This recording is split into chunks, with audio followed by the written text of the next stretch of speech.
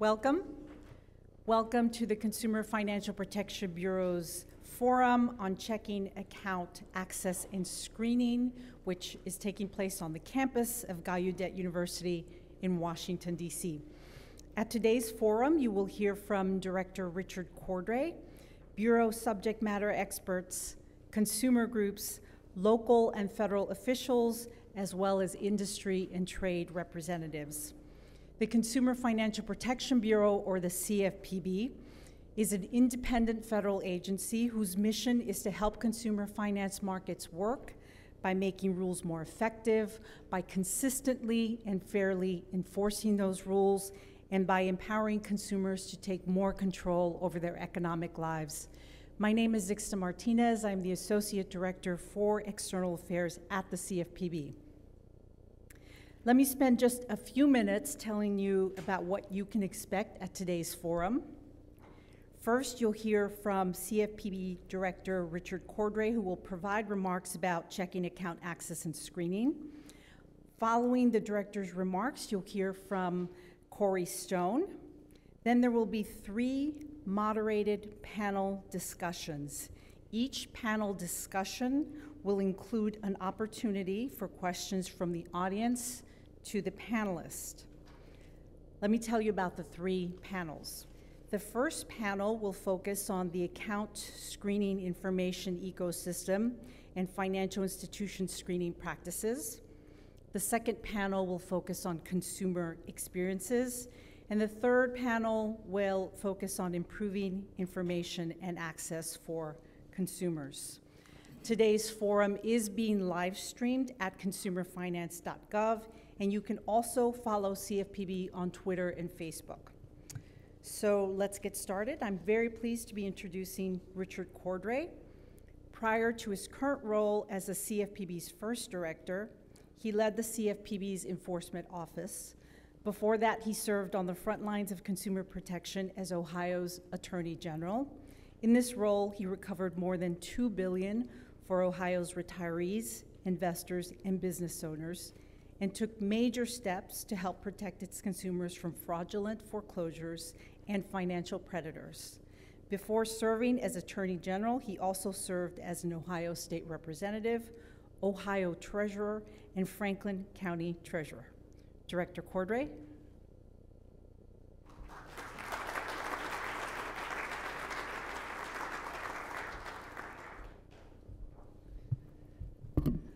Thank you, Zixta, and thank you to all of you for joining our forum today. We're excited about today.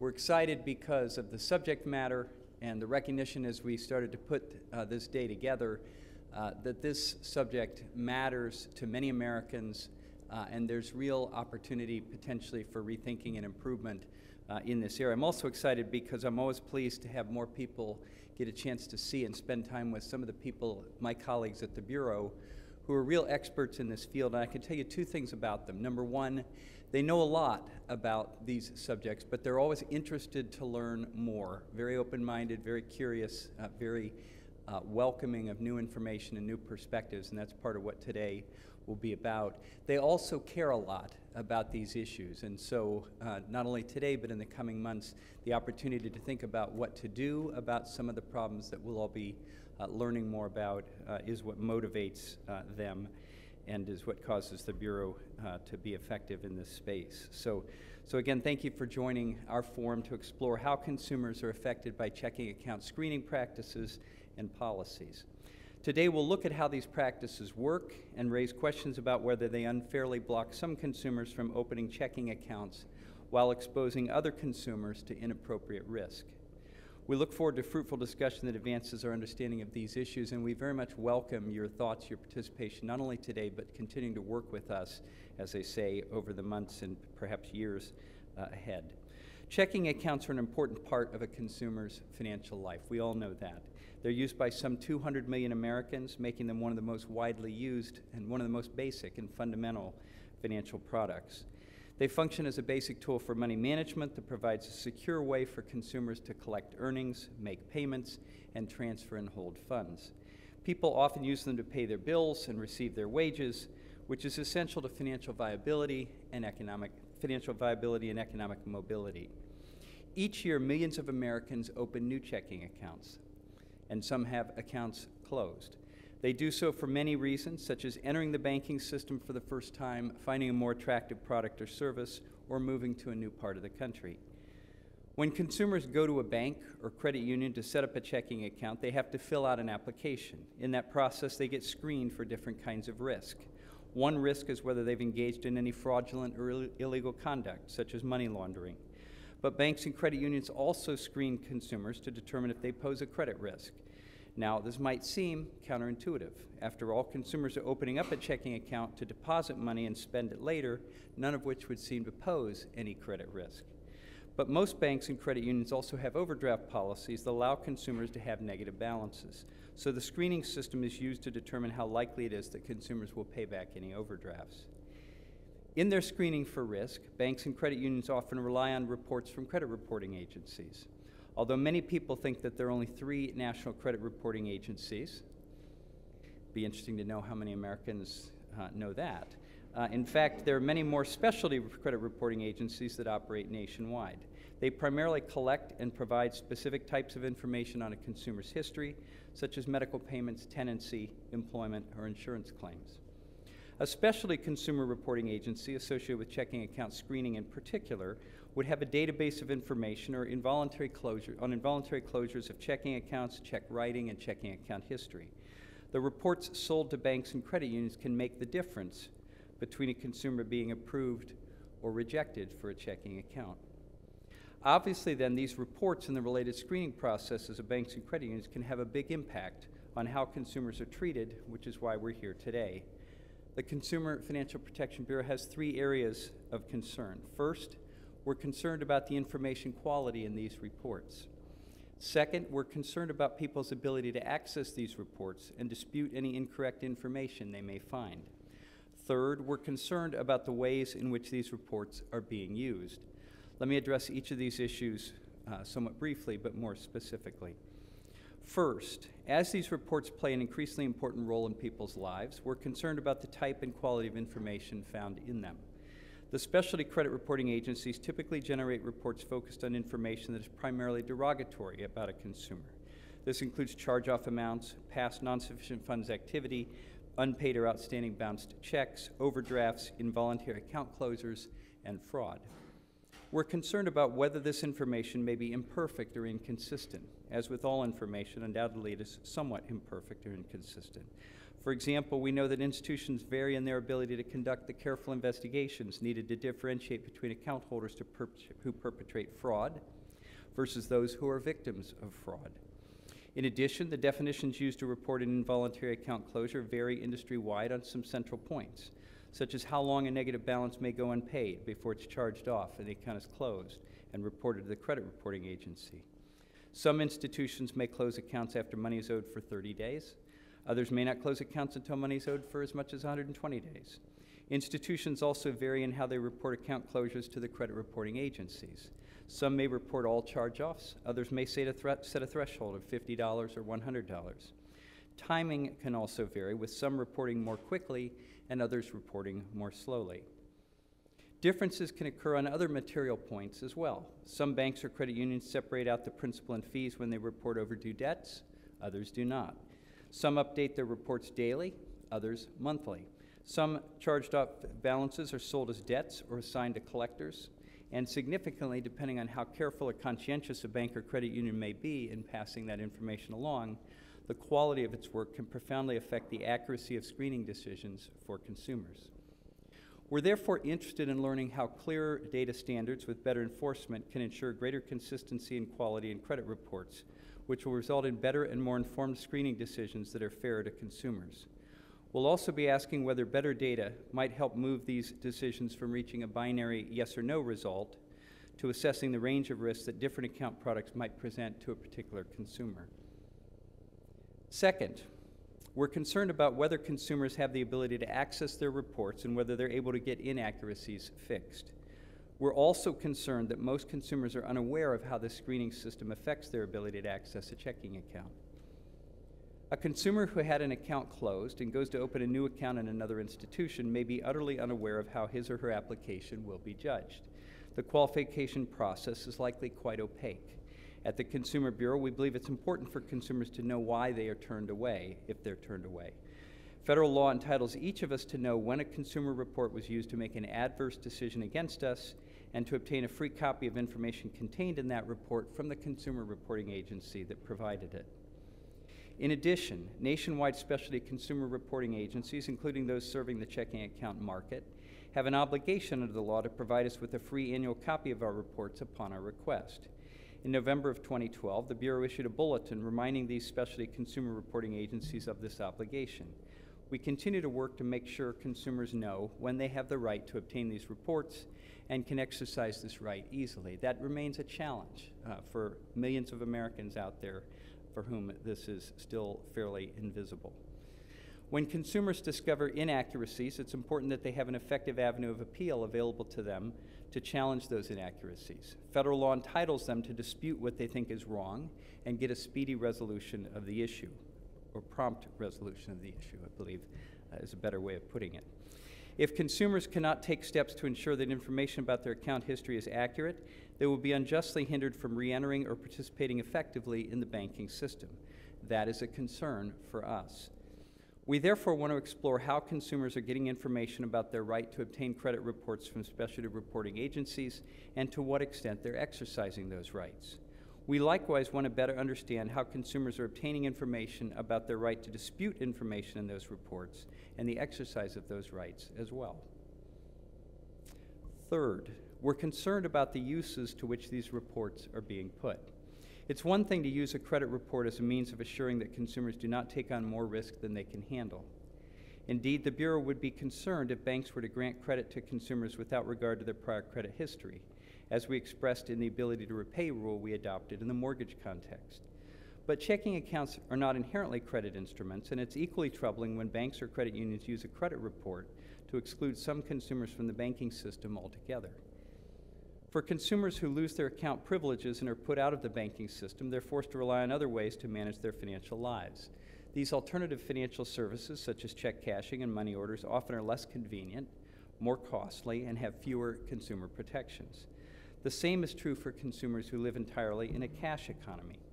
The loss of the safer banking product can have serious consequences for people's ability to succeed in managing their financial affairs. One interesting area of innovation involves technology that may lead to improved low-cost transaction accounts, which do not include any overdraft or other credit feature and which are accessed either through traditional branch networks or through alternative channels. As these innovations continue to evolve, they may change the dynamic considerably, especially if we can ensure the same kind of robust consumer protections that the law imposes on checking accounts offered by banks and credit unions. So this last question is an interesting and important one. We're especially interested to learn more about how the screening system could be used to help institutions better meet the needs of these consumers, rather than simply excluding them from the banking system altogether. So we're here today to learn more about screening practices for checking accounts and the information they rest on. We will consider how to balance the needs of banks and credit unions with the needs of consumers for access and protection. We're seeking in particular to explore ways that account screening can move beyond the use of specialized consumer reports as crude blacklists, where consumers are turned down for an account simply because their name appears on the list. We envision a process that better understands consumers' needs and can provide an account that is appropriate to their personal circumstances.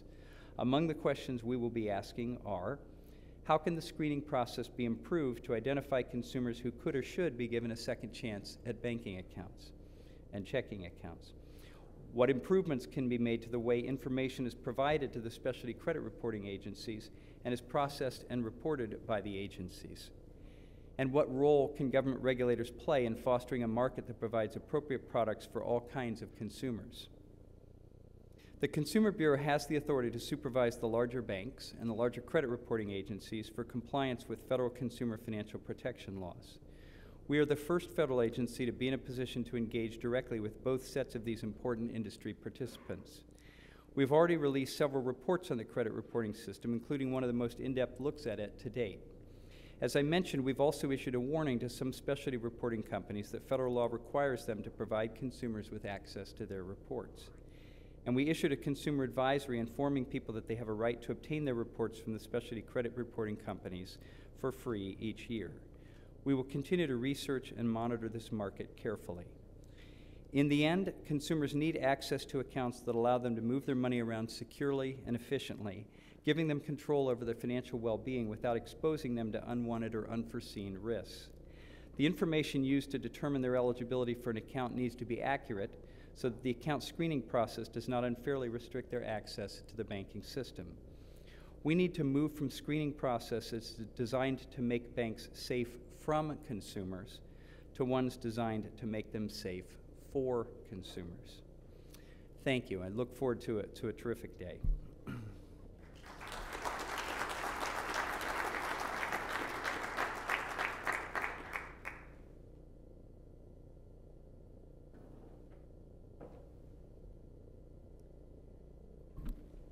Our next speaker is Corey Stone.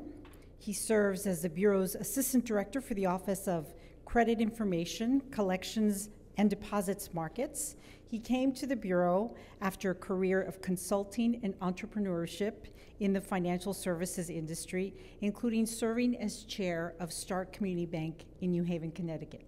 Corey?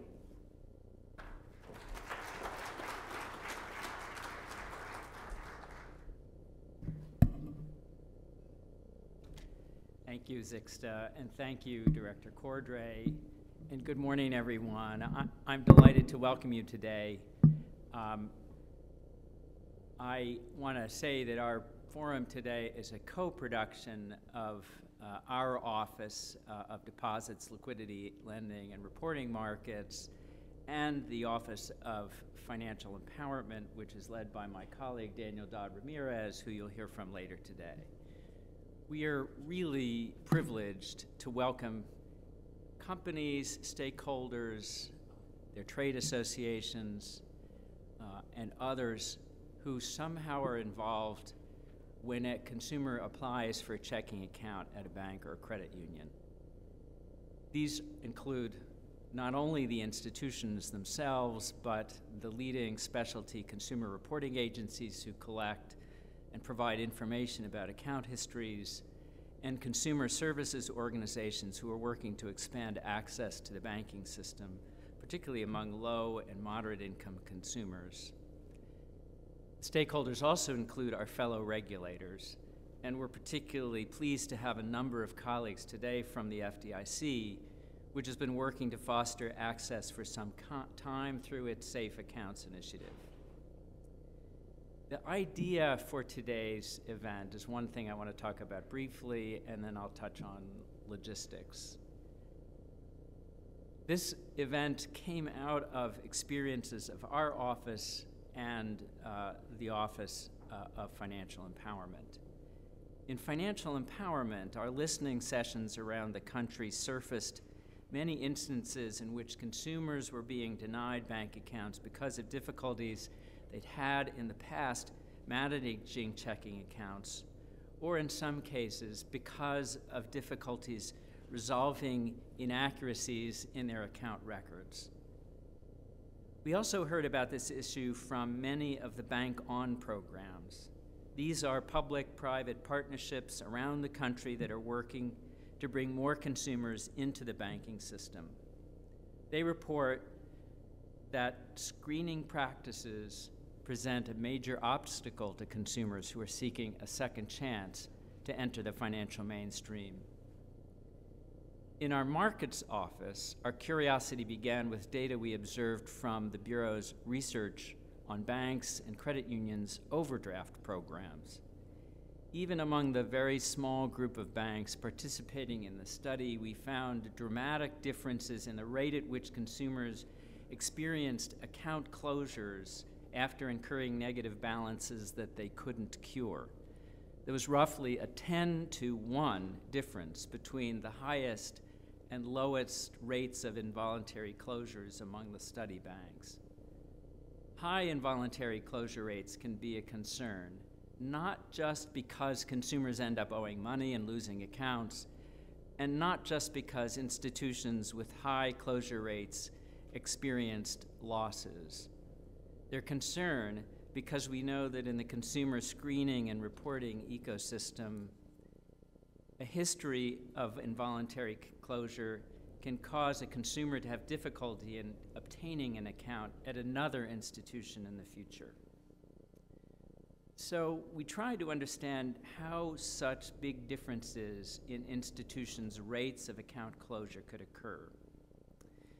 We learned, in fact, that there were important differences in the ways in which institutions marketed their accounts, in who they marketed to, and in the way they screened new account applicants. On this last dimension, we saw some big variations. Some institutions screened by consulting one or more sources of information on consumers' checking or credit history or both, looking for credit problems or past defaults and bounced checks on accounts. Other institutions had much more relaxed policies. At the extreme, these institutions with the most relaxed policies offered traditional checking accounts with overdraft privileges to any consumer who didn't have a closure for fraud or who didn't owe money on an account he or she had had in the past with that same bank. Consequently, we began considering the degree to which bank and credit union screening process may actually contribute to overdrafting that in some cases can lead to involuntary account closure. This was a very small sample, so we don't have data to document this at the market level.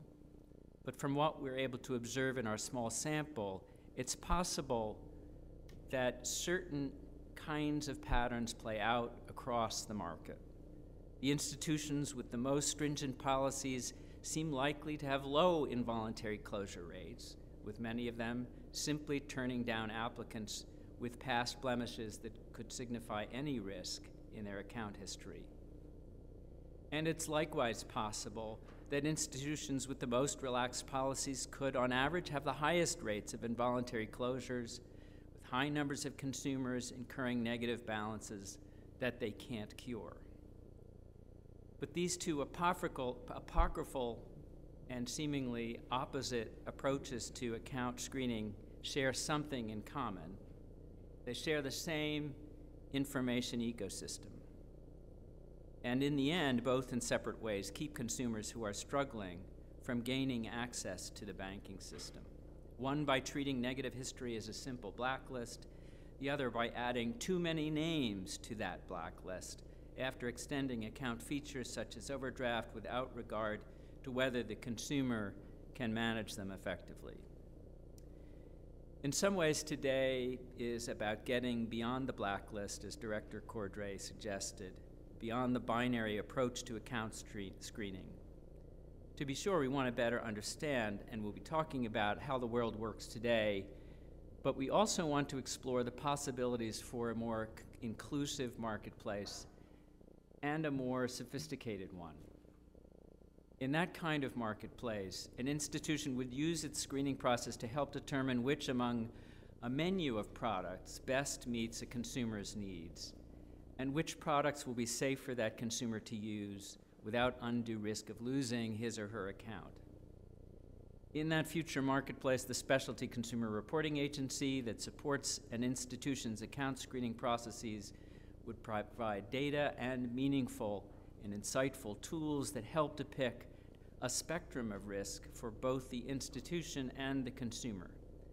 And in that marketplace, the information ecosystem related to checking accounts would be transparent enough that consumers and their advocates could also understand the risks as well as how the financial institutions make their decisions, the information they use, and the consequences that a consumer faces after failing to handle his or her account appropriately.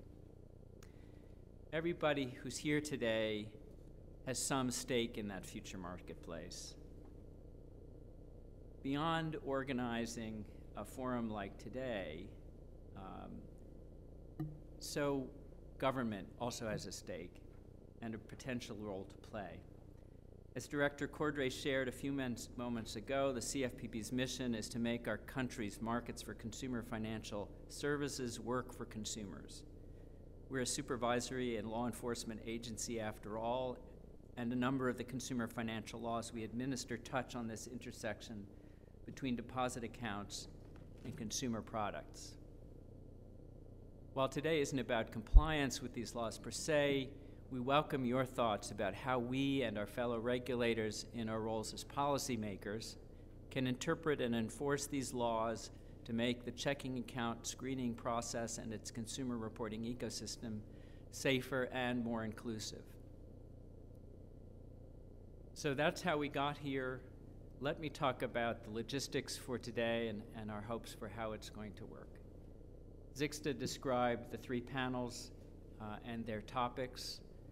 These will be facilitated and will provide time for questions from the audience for our invited panelists. Those will end at the end of mid-afternoon, and that will end the open press and web streaming portion of our event. If you look on your name tags, you'll see a dot. If you don't see a dot, you actually do have a dot. It's just a green dot, so it just blends into the green bar across the top. So that is an invitation to join us for some breakout sessions at which we'll have more open discussion about some of the issues we're talking about today. These will be closed-pressed, they won't be live-streamed, and we'll be providing more information to you later on today about how these are going to work. So those are a general set of logistics for today. Now let me introduce my colleague, Gary Stein, who will introduce our first panel. Thanks very much.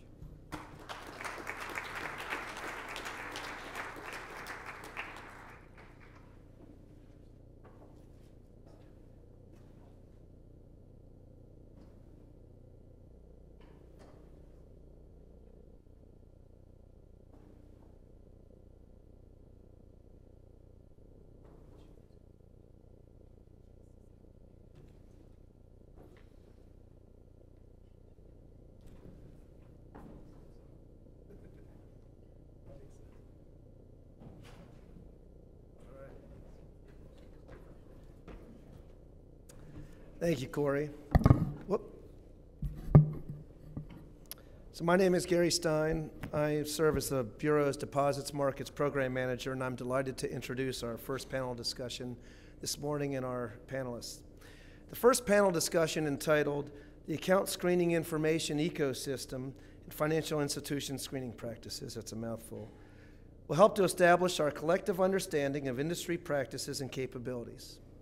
The session will explore how financial institutions make judgments about whether to open an account for a consumer and the types of restrictions that may be placed on their account. This session will also shed light on the consumer reporting or screening agencies that provide information and tools to help financial institutions screen transaction account applicants. Panelists will also discuss how information about customers is used and reported to the screening agencies, how the screening agencies collect and report information, and how consumer data is checked for accuracy. Our panel will also discuss in their processes that have occurred changes in their processes that have occurred over time and how their outlook for the future. We'll reserve the last 15 minutes for audience questions. So we have a large but very esteemed and diverse and insightful panel assembled here for this first important discussion. Our moderator, Helen Godfrey-Smith, is President and Chief Executive Officer of Shreveport Federal Credit Union, where she served since 1983 and grown her company's assets from $2 million to over $102 million today. Helen's received numerous honors and awards for her work, including the Credit Union Times National Credit Union Trailblazer Award. She serves on many boards in her community and chairs her hometown Shreveport Chamber of Commerce. Helen also has served as a member of the Bureau's Credit Union Advisory Council since 2012. We also have an outstanding panel in alphabetical order, which may not be reflected by the seating order, I'm not sure. Dave Bowen is the Director of Client Segmentation and Product Development for KeyBank's Community Bank. In this role, Dave is responsible for the profitable management of Keys Consumer Business, Keys Consumer Business and Private Banking Deposit and Credit Products. Dave's team also supports the strategic client objectives of the consumer and small business segments for Keys Community Bank through programs like Key Select Banking, Key at Work Banking, and Key's industry-leading client rewards program. Dave's 28-year career also includes roles with both Charter One and National City. And I have to give a special shout out to Dave, who last night celebrated his 25th wedding anniversary, but chose to defer it so that he could be here with us in this panel, and we're very grateful. There you go. We are equally grateful for all of our other panelists. Celia Edwards-Karam is Managing Vice President and leads the consumer deposits business within Capital One Bank. In this role, she and her team develop checking and savings products and policies for roughly 10 million customers. Celia is also Capital One's market president for Washington, D.C. and Southern Maryland, and serves as community and business ambassador to help Capital One Bank's Investing for Good local engagement strategy, including grant making and associate volunteerism. Since joining Cap One in 2006, Celia has led strategy and credit policy in both the card and bank divisions. Brian McGeough is a vice president with Sandy Spring Bank, a $4.2 billion asset institution headquartered nearby just outside the Washington, D.C. area beltway. Brian joined Sandy Spring 10 years ago and brings an operational perspective to our discussion. As retail systems and project manager, he oversees the administration of numerous branch-utilized systems and applications, primarily the platform and teller applications. Brian is tasked with designing and developing and recommending methods, processes, and procedures to increase efficiency and productivity. Stuart Pratt is president and CEO of the Consumer Data Industry Association. CDI members, which include Check Systems, Early Warning, the 3 major credit bureaus, and other firms, provide businesses with the data and analytical tools necessary to ensuring a market for consumers which is accessible, innovative, and fair. Stuart has advised presidential and gubernatorial task forces on the importance of privacy and data flows. He regularly testifies before Congress and interacts with major media outlets. Stuart also serves on the World Bank's International Committee on Credit Reporting and served as a guest lecturer at Georgetown University. Kara Quick serves as the Vice President for Compliance for Hope Bank First Hope Bank. First Hope is a $460 million bank headquartered in Hope, New Jersey, with 6 branches in rural northwest New Jersey. Kara has over 25 years of bank experience, the last 20 in the area of regulatory compliance. She currently manages compliance, CRA, and BSA functions at the bank and is a member of the ABA Compliance Administrative Committee and a certified regulatory compliance manager. And finally, Josh Reich is CEO and co-founder of Simple, formerly Bank Simple, the first socially conscious bank that is working to radically redesign the industry by using modern technology to help its customers worry less about money. Josh's career spanned marketing, analytics, and quantitative finance, including running a data mining consulting firm, a quantitative strategy group at a $10 billion fund, and core components at the mortgage lead market, Root Exchange. So as you can see, we have a pretty comprehensive collection of industry stakeholders, including representatives of both traditional and non-traditional account providers, large banks, community banks, credit union, consumer reporting industry. We also have product managers, we have organizational leaders, we have compliance folks, and we have operational people. Please join me in welcoming Helen and our other panelists. Thank you, Gary.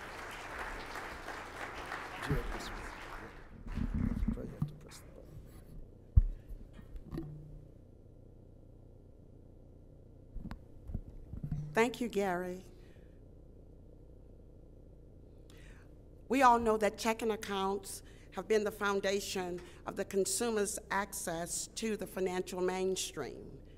Inherent in this evolution, as checking accounts are morphing into a common everyday product that is applicable for the environment that we all live and work in now, we know that it has to change. The changes, though, must encompass opportunities for regular consumers and general consumers to be able to maintain adequate access to the financial mainstream. Our session will focus on the screening of applicants for checking accounts and for the checking accounts, the impact that this screening can have on consumers' access to having a checking account. We recognize that there are pitfalls for the industry and for the consumers in this process. A special thank you to Director Cordray and the Consumer Financial Protection Bureau for putting on this particular forum, which will help us to be sure that those pitfalls will not deny access to consumers who so need access to mainstream banking and financial services. We also thank other industries who are here and interested in being sure that this product works for everybody, the FDIC, Credit Union National Association, and all who are interested in consumer access. With that, we will begin our panel with a series of questions. We will ask our panelists to reserve their answers to 1 to 2 minute answers so that all of us can have an opportunity to share. The first question I will direct to our financial institutions, and I will start with, do you do any type of account screening for checking accounts? Why do you feel this is necessary, and how does it work? And I'm going to start with Kara.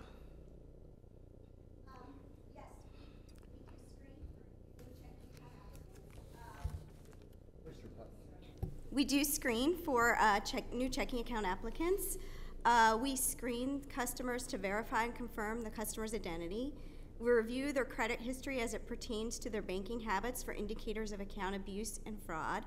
And we review against government lists. We do that through an automated interface with our platform system. Thank you, Kara. And if we could just kind of flow down and flow back up. Sure, happy to do so. Hi, everyone. I think we're on. Good. So yes, we do screening at the moment. We currently really screen for 2 things. One is to make sure that we're in compliance with our CIP and AML programs. We want to make sure that our customers are who they say they are and that there's no evidence of money laundering activity in the past. The second thing that we screen for is really for fraud risk. And I want to draw a delineation between sort of what we look at from a fraud risk perspective versus account abuse. One of the things that I think differentiates our product from a lot of checking accounts is we provide a very safe product for our consumers. We don't ever want to profit from customer confusion. That means we don't have overdraft fees, no penalty fees. And so there's a disconnect between the way we see a lot of the CRAs, the specialty CRAs, are set up for checking accounts versus what we offer for our consumers. So right now we currently do work with check systems, but I'm happy to announce that we're beginning to pilot a program whereby we'll be limiting the set of flags that we'll be looking at so we can expand access to our safe platform to a wider set of consumers.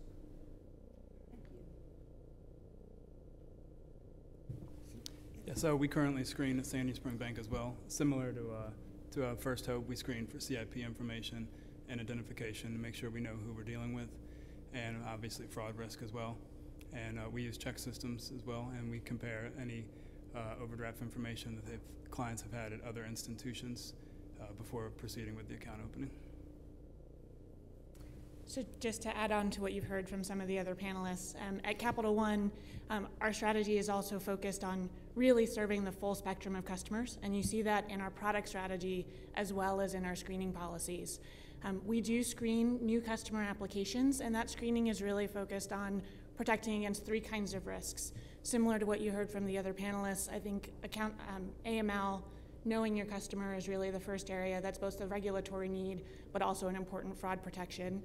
The second area is fraud, both things like identity theft, but also potentially understanding which customers have committed fraud in the past and therefore not creating that opportunity again.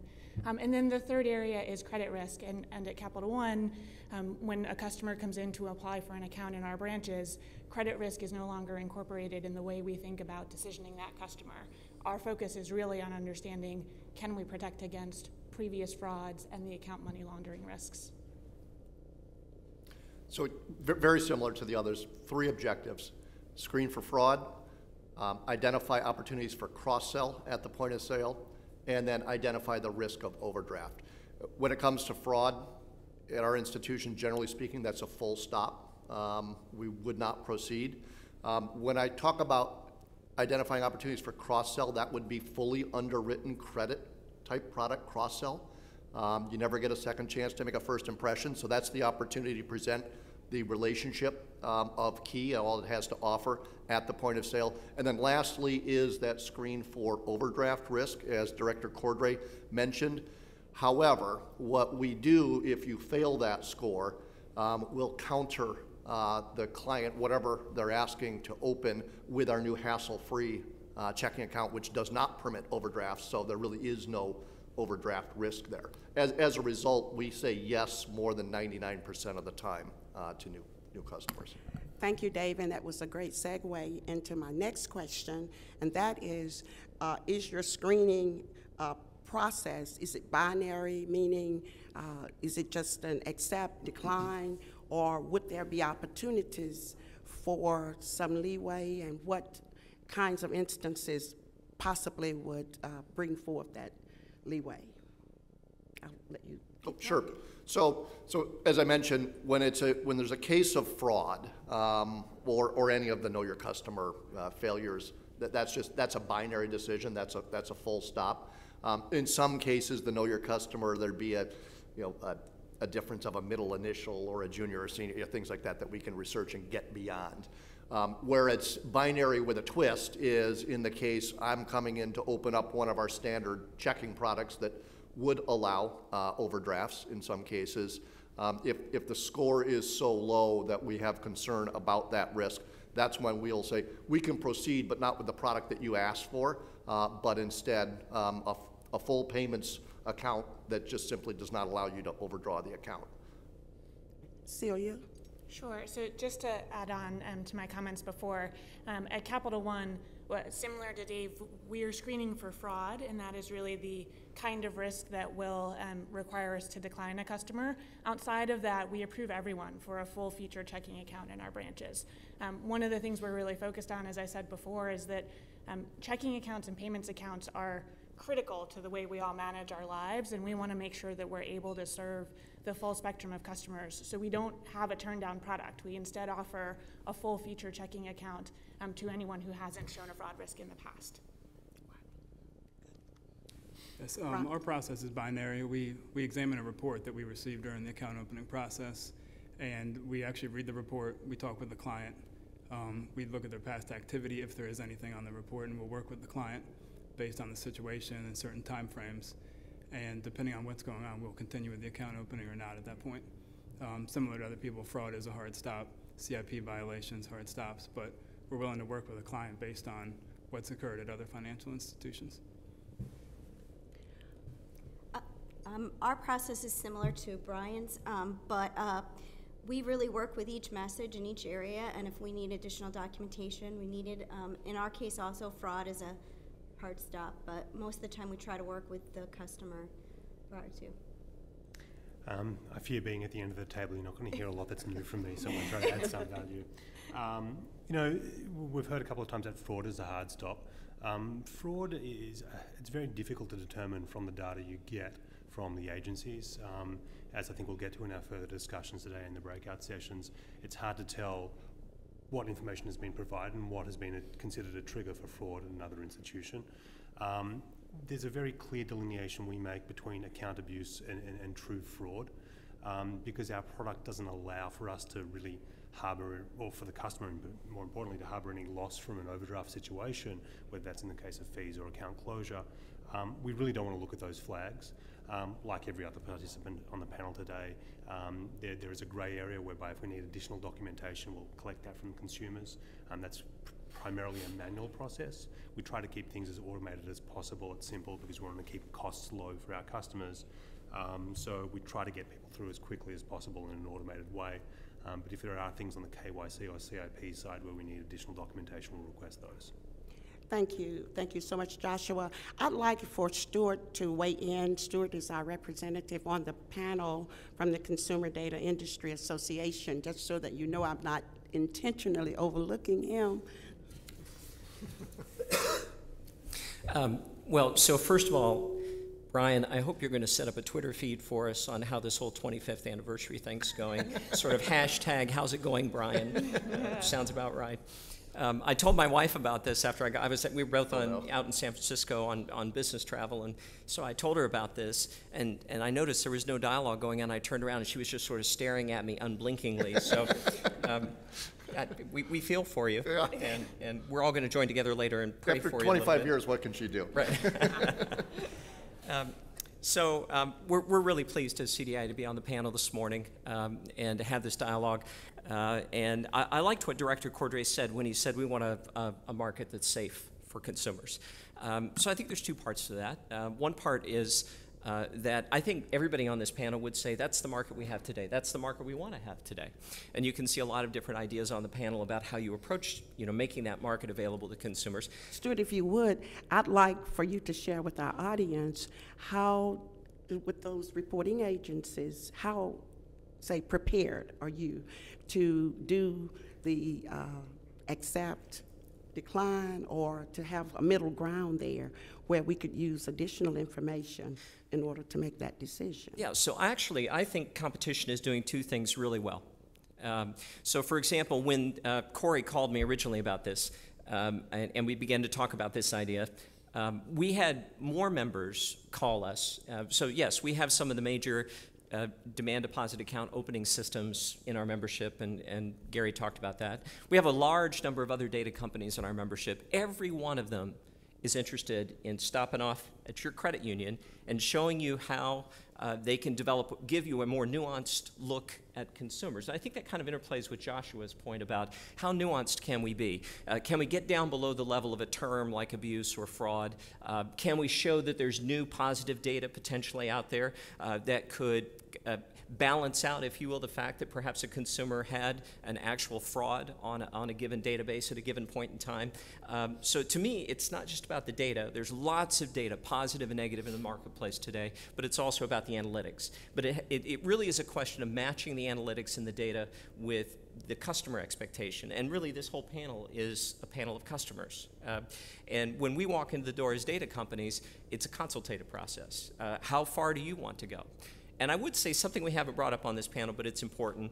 Prudential regulators show up, and they do ask about, if you open up an account or if you have a failure rate with your account, why do you have that failure rate? Are you taking the steps that you need to take from a prudential perspective? And so there is a prudential tension that's out there as well. And I think that's part of what data tries to address, is to give prudential regulators. Basically, what I'd like to address now, though, is do we have the agencies ready?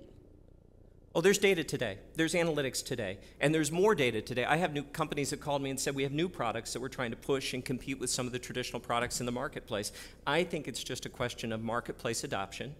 And I would also say the dialogue we're having with the CFPB is a welcome dialogue, and one that we think will bear fruit as well. So I think we're ready today not only for the dialogue, but I think there's real-time products in the marketplace today. Tell us about some of those products in the marketplace very briefly. Yeah, so I can't pitch an individual company's idea, but I can tell you that there is no company that sits on its hands and says, I want a negative-only database. Every company that I've spoken with in our membership is looking for positive data sets to add nuance to the negative data sets. And I see heads nodding at the table. And the real question is just adoption of that. Now, I'm not going to get into the secret sauce of which of those companies have which positive data, where it comes from, but that's kind of the key question. What positive data will be predictive, though? Not just open the door to a yes, which I think, as Corey described, is not a good yes. We want to get the right product matched with the right consumer. That's what a bank does. We think data can help banks do that. We think data can actually help banks develop new products that get to a different yes that creates that safe marketplace. Thank you, Stuart. I'd like to go back to our financial institutions and ask if you use any of the fringe CRAs, and if so, how has that worked for you? Start with me. I don't know if I'd call them fringe, but we do use two different agencies. Again, as I said earlier, in order to get to yes more often, I I will name names. So traditionally, banks have used check systems as their sole account screening process. So if I go back 15, 20 years in my career, that's all there was. It was pre-digital age. I think banks in general probably were ultra conservative in reporting to those agencies because you just didn't have the data and the information didn't move fast enough. You know, fast forward to 2014, the data is cleaner that is in those systems, but then we've expanded that and use an Equifax product as well as our front end, primarily to screen for those credit cross-sell opportunities, and still use check systems as our ultimate fraud backstop. Thank you. I think just to add to that, again, I'm not sure I would describe it as fringe, but with our new customer applications, we do use check systems to help us understand past fraud behavior on customers. One of the things that I think Joshua highlighted and maybe Stuart was getting at that I think is really important in this debate is really understanding the quality of that data, because essentially those companies are taking data that each of us as financial institutions report about where have we seen fraud. And different companies have different investigative processes, different lines that they draw for what they decide is eventually going to be termed fraud and what is not. And so one of the things that I would love to see both the reporting agencies and the CFPB help us with is really putting some standards around who do we call a fraudulent account and what are the set of practices you need to go through to be able to deem that a particular account or transaction was fraud.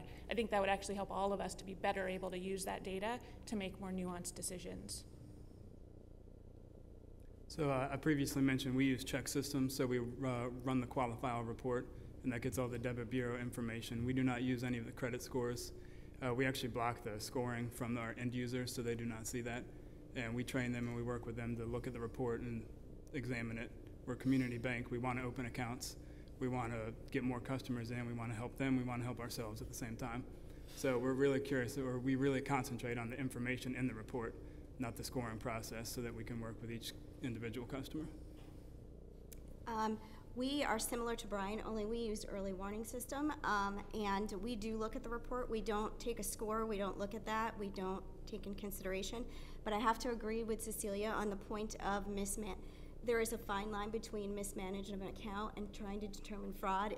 That's kind of a tough thing to do because you would probably lean when you report more to mismanagement than a fraud if you really can't prove it unless it's a case. So I think most of the reports that are reported on those systems are due to mismanagement. I'll add a further point. We have an additional complexity in how we operate. We don't operate as a bank for our customers. From a regulatory perspective, we work with a partner bank who holds our customers' deposits.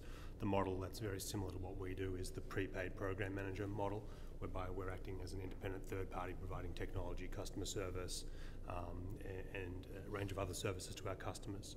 So the account onboarding process is something we do in conjunction with our partner bank. They have a relationship with check systems and they use check systems with all the sort of caveats that we've mentioned already. But we have the additional caveat in that we don't see directly the process or the report, so that we are the ones who have to communicate to the customer that they may have been denied. We don't have insight into why they've been denied, and it's very hard for us to model the efficacy of those reports in meeting our goals of adhering to CIP, AML, and fraud risk. My background is as a trained statistician, and when all we get back is a yes or no from a black box process, it's very hard to build models that meet our business's goals and the goals of getting our product into the hands of more consumers. As I said sort of in the opening question, because of the difficulties we're having in this process, we're working with the bank to severely sort of curtail which are the flags in the report that we're going to look at. We just want to focus on the fraud piece. We think we have adequate cover from other partners that we work with on CIP and AML, and we just want to concentrate on the fraud piece because the abuse stuff just isn't relevant to our product. Helen, could I I think that's a really important point, though, is just that you'll see, for example, we use a score, we don't use a score, we look at we want to see more, we want to understand the flags in the report, we want to look at the report, we want to talk to the consumer. I think that speaks to the nuances of the data that's out there today, and so part of the challenge is to use those nuances but still be an effective bank in terms of getting to the right yeses and the right nos and matching the right product. But I think that does speak to the fact that there's data today, right now, in the marketplace, coming from a variety of different companies named here at the table, that are competing to provide that nuance in the marketplace. And I find, as the CEO of the credit union, we are a community development financial institution, primarily serving low to moderate income consumers in northern Louisiana and the Delta of Mississippi. Consequently, when I term a fringe company as far as data CRA is concerned, there are companies out there that do report additional data rather than just check systems or traditional reporting agencies. And we have found that consumers sometimes lose an opportunity to gain access because and I won't call any names as far as the companies that a company that we use in particular, but there are some additional information out there, and I think that it behooves us to look a little harder because there are consumers who are losing access to mainstream, possibly could be losing access to mainstream banking services because we are a little bit more narrow with the ones that you've named, check systems and AWS and some others. So with that, I will say that our goal has to be to allow our screening systems to not deny access to say a segment of consumers who really need access to checking accounts now. So with that being said, we're going to move to our next question and say kind of what is your risk tolerance? Just talk just a little bit about what kinds of things other than fraud that might cause you not to open an account for a consumer. So really, there are very few reasons other than fraud that would cause us not to open an account. Again, I think it was our hassle-free product. It's not just a fallback product that we go to if a customer doesn't. It's not an accommodation. It was actually designed with consumer research in mind. Sort of the whole prepaid model, the reloadable prepaid model. You know, our hypothesis going into that, the growing popularity of that was because you couldn't overdraw. You could be, I'll use the term, lazy. Get a digital feedback of what your balance is and know what your true balance is. Engineering float out of the equation in the form of paper checks. That has become our most popular selling product today. Because of that feature, and many of those customers that open, the overwhelming majority of those customers that open that account qualify for a different product. They just see the benefit in having those guardrails in the service. I think I'd add two things. I find it really interesting that all of us are working backwards from trying to understand customers and meet their needs. One of the things that's good about competition is that there are lots of different customers with really varying needs. As we've looked at this question of should we offer a safe checking account, one of the things we keep hearing from customers is that they want the ability to use checks and to use bill pay. There are a lot of things that you can't do with a prepaid card specifically, and that customers are really using both of those products to be able to meet their needs. And so as we've thought about this space, it's been important to us to really offer a full feature checking account for the full spectrum of customers. And so just to go back, we don't decline customers today in our branches for credit reasons, right? Fraud is the only reason that you would not be able to get a full feature checking account. And that's really driven by our focus on providing what we think customers are asking for, which is the ability to manage their day-to-day finances in the way that works best for them. And that's exactly it. I mean, clients, obviously you need to pay bills, you need to have somewhere for your paycheck to go. So we work with our clients, we examine this report. We will not open the account if a consumer owes money to another financial institution. But we don't just look at it and say, sorry, we're not opening, you owe someone else money. We'll talk to them, we work with them, explain the situation at that bank. Can you get any documentation from them? Do you have a payment plan at the other bank? maybe it's been paid off, the report hasn't been updated. We don't just automatically send them away. We'll talk to them, we work with them. We want to work with our local communities. And we don't offer second chance accounts, sort of like Celia was just adding. People need an account, they have to pay bills. They want to go to the ATM. We can work with them so that they cannot overdraw it. We go through the Reg E process. We have documentation and disclosures we give out while opening the account.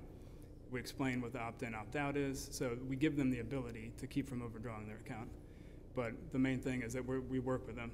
Every situation is different, and each one's individual, and we work with each customer.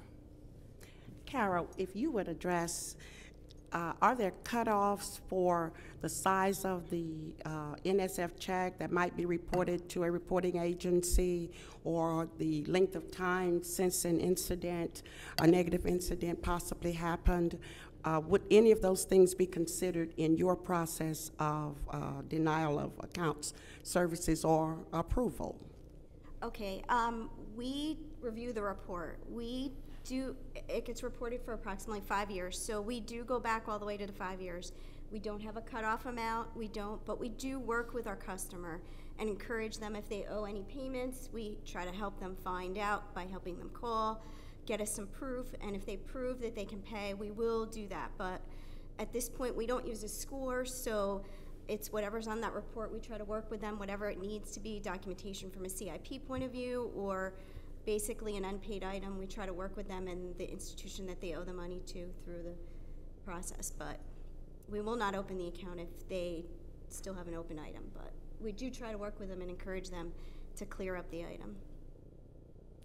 Joshua, I'd like to hear from your standpoint on that same question. Sure. I can't give you specifics as to what our partner bank looks at, but in the pilot program that we're beginning soon, we really don't want to look at any of these items because we just think they're not relevant to our product. We only have one product that we offer to consumers. It's centered around really a technology experience, a mobile experience, a web experience. Sort of the cornerstone of that product is a feature we call Safe to Spend. We replace sort of available balance with the amount you can safely spend without hurting yourself tomorrow. When customers use their card, they can't overdraft. We have another feature called Goals, which lets customers save up for future purchases. So if a customer is at a store and they swipe their card and they've gone beyond their Safe to Spend balance, we'll automatically and for free take that cash out of one of their goals rather than providing an overdraft facility. The only situation where a customer can get into an overdraft situation now is through an ACH debit. A lot of prepaid programs don't offer bill pay, they don't offer checks, they don't offer ACH debit. We offer most of those things. ACH debit is a situation where it can happen, and our approach there is we'll look at that debit. If it does draw the account negative, we give the consumer 24 hours to bring their balance up to cover that, but there's no fee for that service. So we really aren't concerned with items in the report where the customer has overdrawn at a prior account. This notion of abuse, when we talk about it on the panel today and sort of side conversations this morning, there's very much the connotation that it is the consumer abusing the financial product. I think, we've seen the consumer's reaction to a lot of these financial products. It often feels the other way around. That consumers are set up whereby with cascading overdrafts and waterfalls at a $5 cup of coffee can end up costing you $100. That's a situation where we hope the financial industry will move to products where abuse is far and few between on both sides of the equation. Stuart, I'm going to direct this question to you. How do the CRAs ensure the data that they report is relatively accurate, and what challenges do they face in collecting data? So all of our members, the members we've been talking about today and really in this space, they're all operating as consumer reporting agencies under the Fair Credit Reporting Act. So there's really two pressure points. Accuracy is driven by markets. Our members' customers expect them to deliver accurate information. They want to make an accurate decision about the right consumer. And then law requires that the data that they put into their file be accurate. And that, by the way, law applies that both to the consumer reporting agency in terms of how it loads the data. And it was Celia who was talking about the fact that they report their data to these various data systems. And law applies to banks as well, and says you have to report accurate information to the Consumer Reporting Agency as well. So really the FCRA is a good closed system. It addresses both the furnisher of the data and the manager of the data, if you will, the Consumer Reporting Agency. So that's what law does. So there's a lot of detail. We can't do all of that today. We won't get into all of that today, but there's audit teams and data quality teams, and there's data hygiene processes as data comes into the system to look for anomalous behaviors in terms of the data coming in relative to similar data sets reported previously. There are data quality teams that will go out to lenders and discuss anomalous problems that they've identified to see what's caused those problems. So it's a consultative process, it's a technology process, it's a statistical process. There's a lot of different touch points that go into trying to ensure the quality of the data. And then finally, I will say that companies have standards, definitional standards in terms of how data is reported. So in the credit reporting space, there's something called the Metro 2 data standard, and then there are definitions of fraud and abuse that are promulgated by these major companies that are operating in these demand deposit account spaces as well. So there's a lot of different ways that we try to cabin in the risk of wrong information getting into the system. For our financial institutions, as we are considering the data and the CRAs, how do you report data, and is there any screening of that data? Do you report every charge-off, every overdraft, or are there limits, dollar limits, time limits? Talk to us about that just a bit. Sure, and I'll be brief. So we will report back to the agencies any principal charge-off of $50 or greater. Fees, all of that, none of that gets reported. We simply reverse that out of our revenue. So I'll add just two things there. We are reporting back on customers that have charged off and in a fraudulent circumstance. So as I mentioned before, we will go through an investigation, and I think Kara was sort of highlighting that fraud is a difficult thing to be 100% sure about, and so we won't report a customer where we haven't gone through a long process to really investigate the fraud and identify that this was a true pattern of confirmed fraud. Those are the kinds of instances that we report back to the agencies. So as far as reporting, we report everything over $150 principal balance. In many instances, if it's under $150, it's a simple matter of a client not checking their statement, and a lot of times they'll turn up, shortly after that 30-day mark and say, hey, I know I had some issues, we overdrew my account, and then they'll work with us to pay us back, and we can continue our relationship with them. So we do not report that, but as far as only $150 and over, and when we do report, we don't report the amounts. We just report them as NSF when we report to check systems. Okay, we report all accounts that are charged off, but we do only report principal only, and so we do report everything. We have a very low rate of that, so in a small community bank, we're kind of working with our customers, so it's kind of a really small portion of our activity. And for us, a lot of these reporting categories don't match to the behaviours we see on our platform because of the nature of the platform, but we do work with our partner bank on a case-by-case basis when things do run across their thresholds. I'd like a couple of you to talk to, when do you report? Do you report when an account is overdrawn 30 days, or do you allow some other timeline to determine that? So we will attempt to, we'll reach out to the client and leave it in a pending status for 45 days, and then at day 60, we report it to the agency. I think there's actually some standardization, at least across the major FIs, that day 60 is when an account moves from trying to recover the dollars to officially in a charged-off status. And so I think that is actually one of the standards that does seem to exist across the industry. One of the things we haven't talked about yet in terms of what's reported is what consumers understand about what's reported. If I think about, and Gary mentioned in my bio that I actually worked in the card business with Capital One for many years before I joined the bank side. If I think about consumers' understanding of their FICO score and what influences that score, and the proliferation of tools like Credit Tracker that help customers really get informed and therefore manage what is in their credit profile, that level of understanding doesn't exist for consumers today on the checking side. And I think it needs to, right? I think we can put consumers in a position of power to at least be informed about what their information is and how they might take action on that. I think that's a place where the CFPB and our regulators can help us move that forward. One of the things we're looking at Capital One is standing up a pilot program. In New York City, we have a wonderful partnership with the Office of Financial Empowerment, and they're going to be working with customers who we do have to decline for fraud reasons to help them understand what's actually in their report. Is there anything inaccurate there? What can they do to rebuild it? And so we're interested to see how that program can really start to change our outcomes. It's interesting that you mentioned that program in New York, because we have a program in Louisiana and Mississippi patterned after the New York Financial Empowerment Centers, where we work directly with consumers to overcome whatever the issues are related to financial empowerment.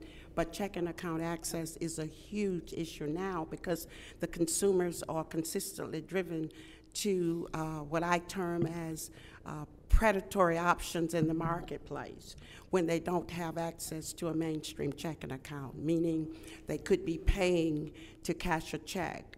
They could be taking the risk of keeping money at home because they don't have a regular bank relationship or credit union relationship. So we found that that has been tremendously well received as it speaks to the point of helping consumers understand what works against them gaining access in the marketplace. And there is truly not a good understanding that checking account behavior is now measured and can be reported, and it can hurt them in the future access in the marketplace. So thank you, Celia, for bringing that up. So at the 30-day mark, if an account's overdrawn under $150, that's when we'll auto-close it. I mentioned that process earlier. If the account's overdrawn more than $150, at that point, we'll put a block on it to post no debits. And so that'll keep the client from overdrawing it more. And then we don't actually charge it off until the 60-day mark. So that gives us a 30-day window. We can work with the client, try and get in touch with them, see if we can get our money back to satisfy the account, and so we don't have to report them. Thank you. Okay, we work a little bit differently. We actually call our customers. We have a really low rate of overdrafts, so we actually call every single one of our customers and try to reach out to them the day they're overdrawn. First day, so we're actually working on day one with them to correct their issues or any problems. So we do not charge off till the 60th day, but we're working with that customer on day one to try to figure out if it's an ongoing issue or not. But as a small community bank, you can do that and work with your customers. Joshua? Actually, a really similar approach to Kara here. I was speaking to a customer 2 days ago. They got their phone bill that came in. It was $150. It took them negative. It was an ACH debit. And we give them that courtesy period to return that. Or to correct that. There's no fee. And he sent in this most amazing message that was just praising us for doing that without sort of charging him for it or giving him the benefit of the doubt. And so I responded to him over our chat system. Then I got on the phone with him because I like to speak to our customers.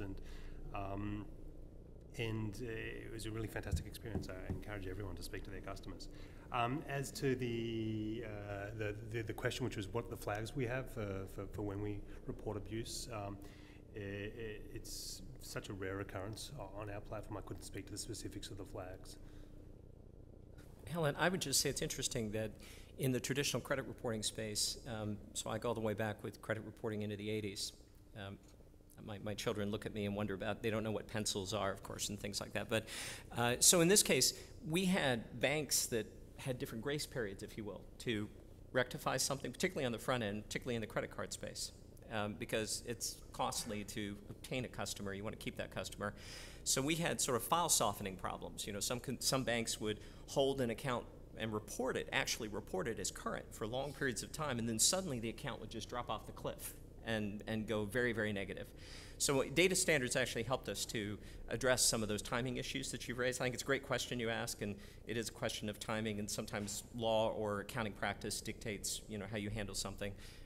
But I think that's a relevant part of the discussion going forward as well. It's just, what's the timing that brings data into the system, and how do you understand that? That also, by the way, helps analytics, because if there's some standards around the timing relative to the data point and when the data point showed up, that helps them to understand. So for example, 30-day delinquencies in the credit card space could bump up against 59 days depending on the bank, but never more than 59 days, so if you will. Thank you. Very good point, Stuart.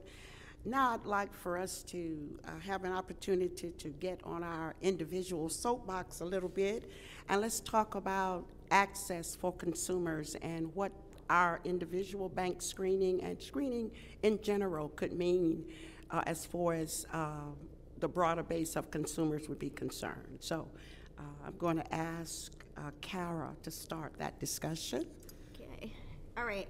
I think from an access point of view, from a banking point of view, I think that I don't see, we do report to all 3 credit bureau agencies right now. Why wouldn't we be able to create a space where we could report our positive consumer database to our customers of those who maintain their accounts well? That's a possibility. I think that's something. And I think most of the issues that we see from mismanagement is mismanagement of the account. So I have a friend whose son is just graduated high school, has entered college, got his first checking account. There is no education out there right now that teaches them how to use an account, to use, to know what a checking account is and understand how to balance it, all the debits and the credits and the nuances. So I think we need to be better at educating our consumers and trying to, especially the young kids. I mean, we, as part of our initiative, we do financial literacy, but I think that maybe that should be a standard that maybe we could assist somehow. I mean, we try across, but I think young adults are really, they don't have that understanding of how to balance. So I think that's a beginning I think we should start with. I'm going to be a rabble rouser because it's my nature. So the question was around access. I want to go back to the point about financial education, financial literacy. I see a role for education and literacy, but in the opening remarks we heard that 200 million Americans have checking accounts. To expect 200 million people, really in any society, to be experts at accounting is asking a lot from people. We think the better approach, it's simple, and you said I can get on my soapbox, so I'll never turn down that opportunity. We want to provide customers with a product where it's really hard to do the wrong thing. We think that there's a wealth of information coming out of behavioral economics and user experience design and technology that can enable a completely new way of interacting with products. I talked briefly about our Golds feature.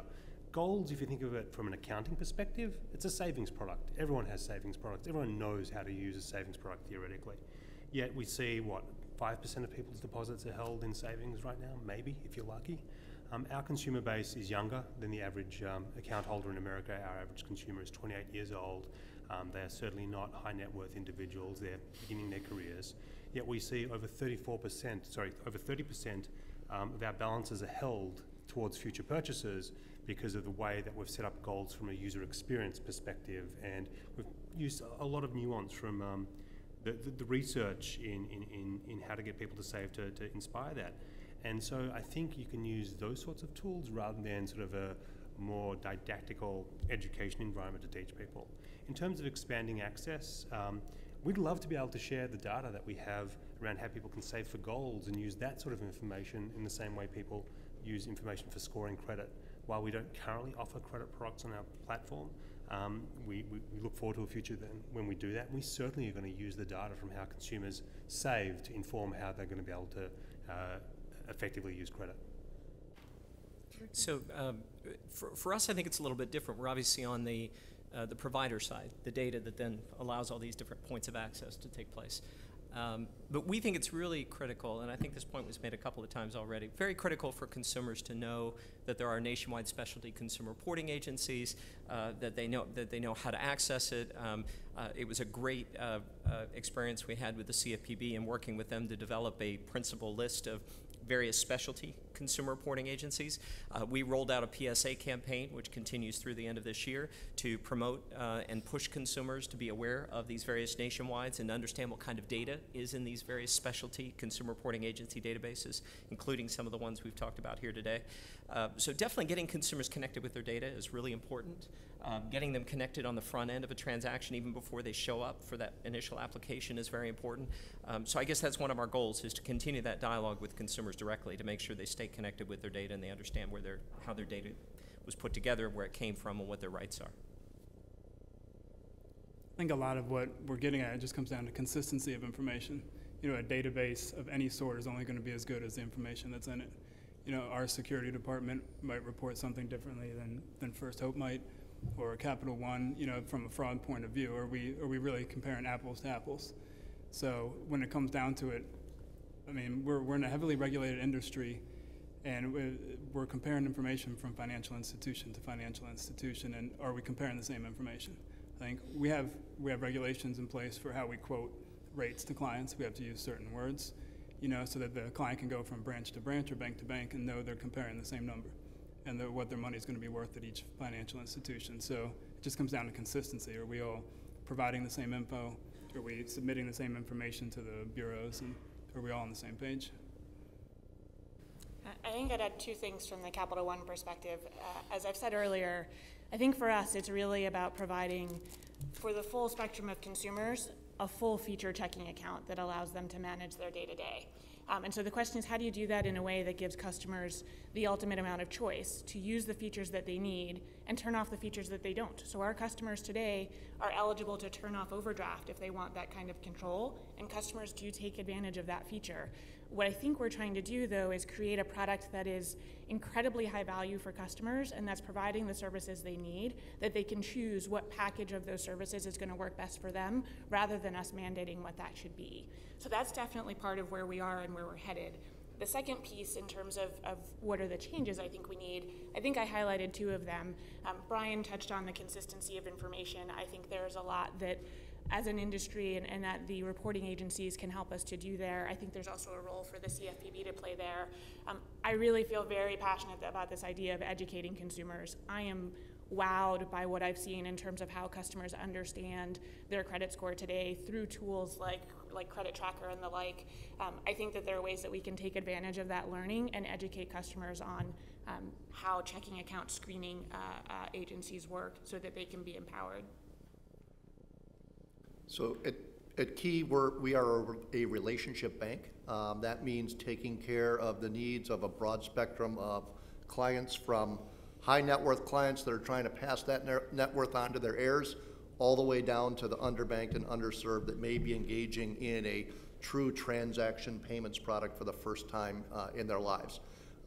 I agree 100% with Joshua. It's like, I believe it's an important facet of the industry to engineer sort of the pitfalls of traditional checking accounts out of the process for those who choose them.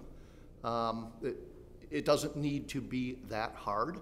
And to the extent that you can manage float out of the equation for that low end and give them their own choice and control of, I want that account, or I want one with paper checks, I want one with paper checks without overdraft. You know, all of the choice and control is, I think, abundantly important, and I think every financial institution ought to provide that. I just want to jump in. You said sort of a word, low end.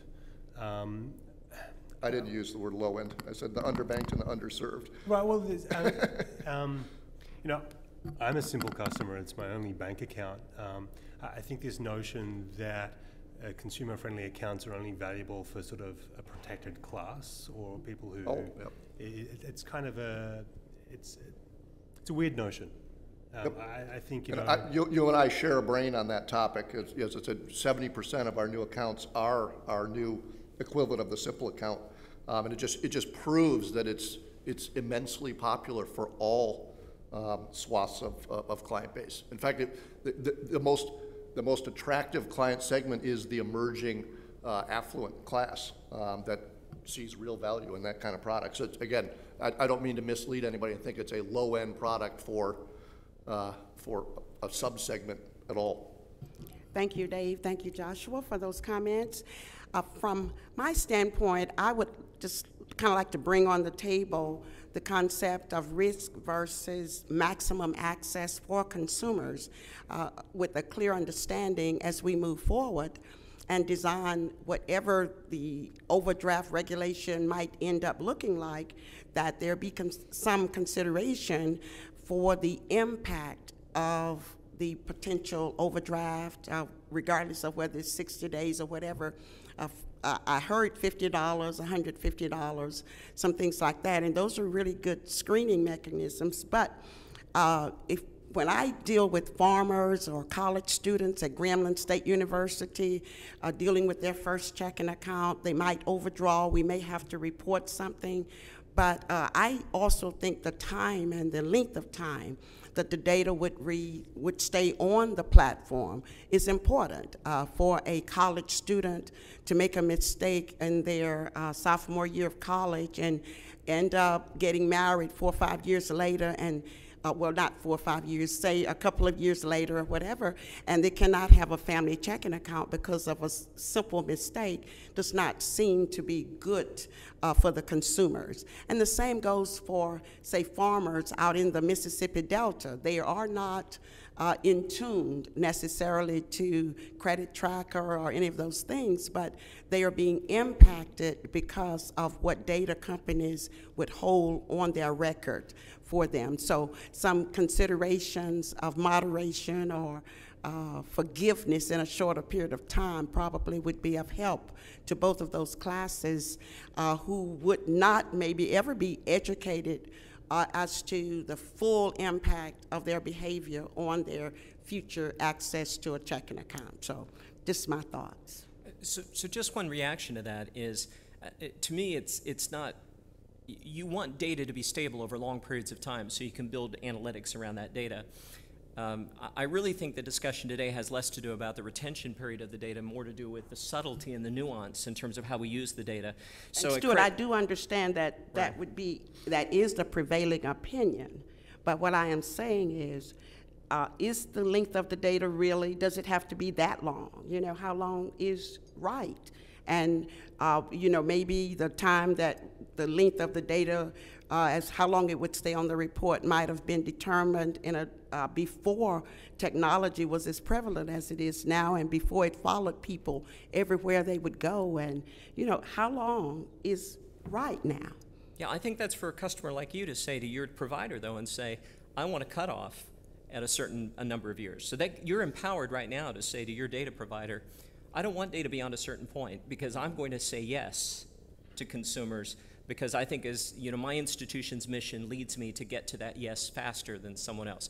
So I do think that's kind of a spectrum issue here at the table: size of bank, risk profile, mission of institution, that sort of thing. So we certainly pitch pretty hard to maintain the stability of the data over longer periods of time, but we agree completely that the nuance of analytics is desperately important, I think, to how we get to more yeses, better yeses for consumers that match up the right product with the right consumer. I want to talk a little bit about fraud, and this is probably will be our final, maybe our final question. What is considered fraud? How do you determine that an account has been subject to fraud? And I know each account is individual, but just sort of a high level, some examples of what you might determine to be fraud on a checking account. So some of the obvious ones would be instances of check kiting, which is pretty easy to identify. Instances where it's just, you know, it tends to be check kiting, or I'll make a big deposit in one branch and make a big withdrawal in another branch. You know, create a pattern of that over time where those are actually good funds, and then ultimately there are situations, however, and it's not as black and white as we'd like to think, where for a small business client, for example, you know, start making some bad decisions, not really fraudsters, if you will, but just made a series of bad decisions, and that's where you have to use a fair amount of judgment. Do you want to call that fraud or not? And those are the kind of instances that I appreciate you bringing out. Celia, do you have anything to add? I don't know that I do. I think for many of us, I suppose this will be true. We employ a tremendous amount of resources in our fraud investigation team to really understand what was the pattern of the customer's behavior, and can we be conclusive that there was fraud? I think one of the things that we didn't call out necessarily was that cases of identity theft or account takeover obviously are not counted against the customer who was the victim of that action. We're able to pull those out and handle those a different way with our police partners, frankly. But in the cases where it is trying to understand the patterns of fraud, that is a deep and thorough investigative process. Yeah, I mean, we're very similar. Our security department has a case analysis system that they use. They work with local law enforcement, and the security department are the ones that report the fraud instances to check systems. And they're not going to do that without putting in their due diligence, and they research the case, each individual case. And if they determine it's check kiting or some other sort of fraud, then that's how it's going to be reported after we've gone through the full process. Our process is very similar to that, except we are so small. We kind of work with our branch administration, works with me as the compliance officer, BSA officer, and we actually look at the patterns, determine it. We do a thorough investigation and make sure that it is definitely fraud if we ever reported it. I mean, in our case, we could probably count on our hands the number of times. I mean, ours has been a case where we had a customer who actually had checks hits, went and corrected her on fake letterhead, and then took an account that she had closed at another bank and wrote a check. So, I mean, that's the type of fraud that we would see, but very limited in our area. Joshua? Similar approach. We have automated systems to identify fraudulent behavioural patterns, but then we have a fraud team of analysts who will go and speak to the customers, gather data, work with law enforcement to determine the situation. A really common pattern that we see being in the online space is typically older individuals who've met someone on a dating website. They've been asked to open an account. It's simple. They never download the mobile application, which is a sort of a critical feature for using our product. They'll make a large deposit initially, no other transactions, and then someone will ACH those funds out, and it's effectively sort of money muling through the platform. We can't identify those people through screening. These are real people. They are not lying about their identity. They haven't committed fraud elsewhere. So we open the accounts for them, but they exhibit patterns of behaviour. They're very different to the patterns we expect from a normal consumer. So we have to use automated systems to identify those cases and deal with them manually.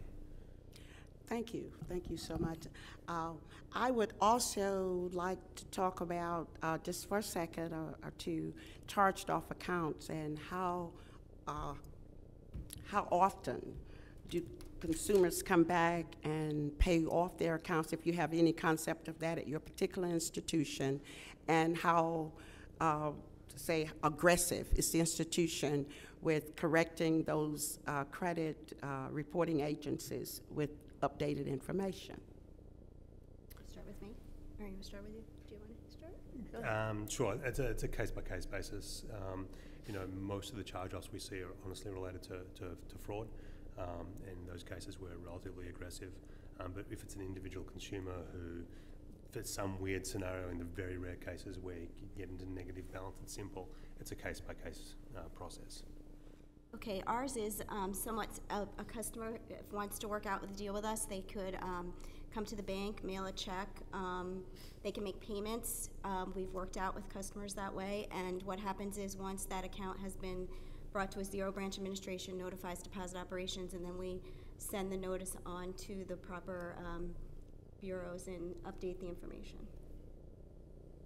I don't have specific numbers, but I can say every day. Every day our group is working with clients to make payment plans. They're working with our branch users they bring in the money. We work with them on getting it in the right spot, getting the account cleared out. And then at that point, if the client would like to continue the relationship with us, we're going to work with them at that point. But it's definitely on every day, multiple people a day. I think the only thing I would add is that goes through the entire process. So from the moment when the customer goes into an overdrawn situation, we are working with them on an individual basis all the way through what would happen sort of after they're charged off. And once the customer is current on their account, that information is shared back with our rating agencies in the same way that we shared the charge-off information in the beginning. So we don't differentiate between the positive information and the negative in that sense. similar to others, it is a daily operation. Larger losses, typically a result of fraud, we'll try to collect.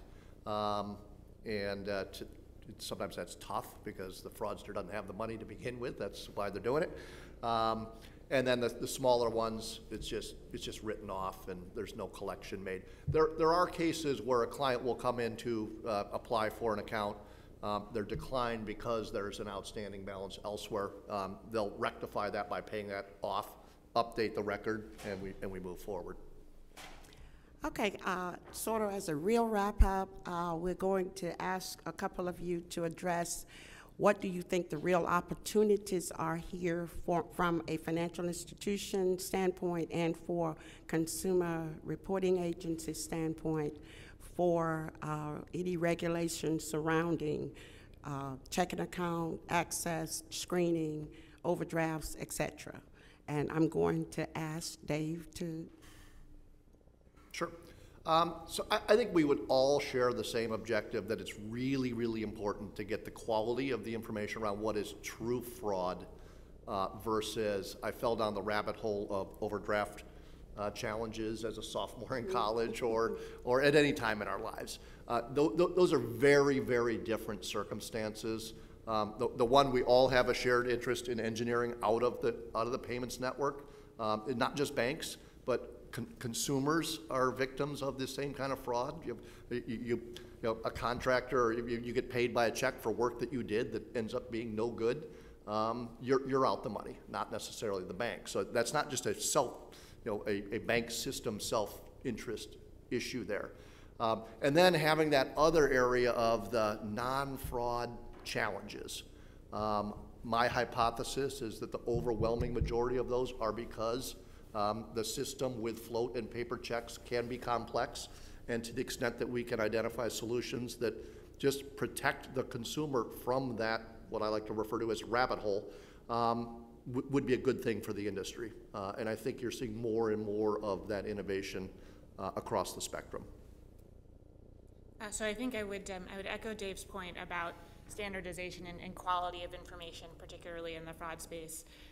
I'll say what I said before around the importance of educating and empowering consumers about the data that exists and the ways in which they can help to make sure that that data is representative of who they are, and how do we counsel customers through that process. I think the last thing that I would touch on, and again, I think others have mentioned this, there are ways for us to provide full feature accounts that give customers the features they need, whether they be digital or advice from a banker or in other manners that help customers use these products in the way that's going to be best for them. And really ensuring that they have that choice to be fully empowered, I think, is the key to enabling more customers to be successful in their transaction account. So I hate to keep repeating myself, but I think the consistency comes down to consistency of information. We want each of our branches to be consistent. You get the same answer from one branch when you go to another branch. It's the same thing when we're comparing information from other financial institutions. We want the information to be consistent so we're all looking at the same thing. And then the second point is just the education of our consumers. You know, when the account is being opened, you know, our platform staff, whoever's opening the account, should be discussing how the account works. A checking account can be a very simple thing to use, but it cause trouble and get problems done very quick. So we need to actually have a conversation while we're opening the account so that the client knows how the account works. We appreciate all of the input from our panelists. And now we're going to open the floor for some Q&A. And I'm going to ask Gary to come and. So that was an excellent discussion, and I think really insightful, a lot of different perspectives. So Sarah and Dave are walking around with handheld mics. So we'll just ask that please wait until you have the microphone so that we can record and hear the question. Please state your name and your organization, and if you're directing your question to any one of our specific panelists, who that's to, and please be brief with your question. Thank you. Hi. Is this on? Okay. Hi, Dara Duguay with Credit Builders Alliance. We are an alliance of 410 nonprofits a lot of CDFIs, other nonprofit lenders that deal primarily with low-income populations. And one of our members is here, is going to be presenting a little bit later. But just an observation, a lot of the antidotes that we hear from our members, from their clients, is that more times than not, they are declined. And just an observation that, you know, this picture that's been presented today is a very rosy one, and I've written down the names of all of your banks. Because, you know, I'm just wondering if there is some self-selection going on. Because if I was a bank that had a more stringent policy and I received an invitation to speak here today, I certainly would not want to be next to all of you that, you know, had more lenient policies. So that's just an observation. But I do have a question, and I know that several of you have said that really that you don't decline anyone except for fraud. And so I'm just wondering, so for instance, if you charged off someone because of mismanagement and they came back to your bank a couple of years later, then they would automatically be accepted? Just curious.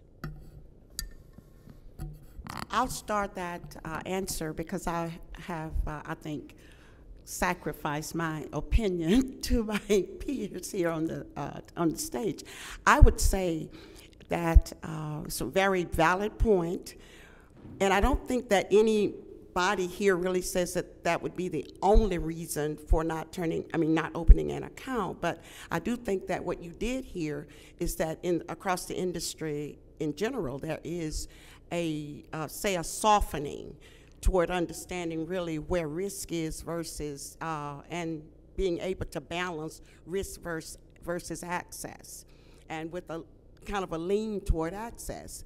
Truly, we will allow people to come back, and we have a charge-off recovery position.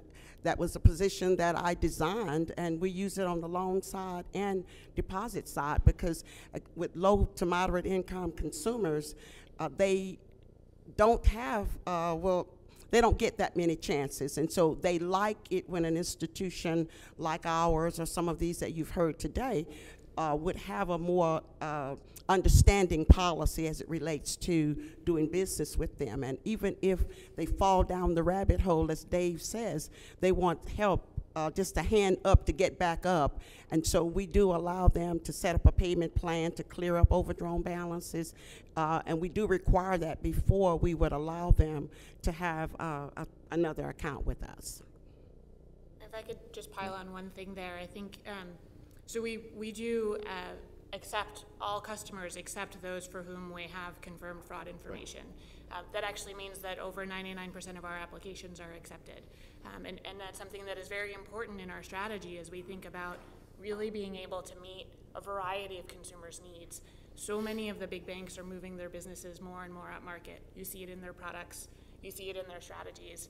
If you look at the products we're offering, we're really about giving value to the consumer and to the everyday consumer. So our screening strategy has to match that.